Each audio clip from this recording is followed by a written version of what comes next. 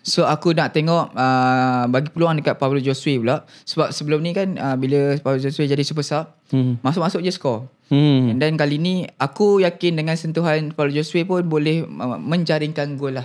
Bila dapat create chance yang macam dapat masa Romain main itu, aku rasa kalau Pablo boleh score lah pada aku lah. So aku kalau ada pilihan lain, maybe aku akan pergi kepada pilihan lain lah.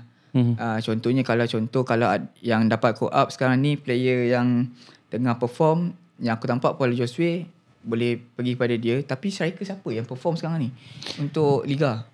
Aku tak nampak lebih kepada siapa yang perform dan boleh menggantikan striker utama dan menggantikan Romeo Morales. Tapi aku nak tengok nama baru yang harapnya boleh dibagi kepercayaan sebagai striker, Ramadan Saifullah. Main striker. Tapi sayang Maksudnya? sayang kalau dia tak mainkan di left wing.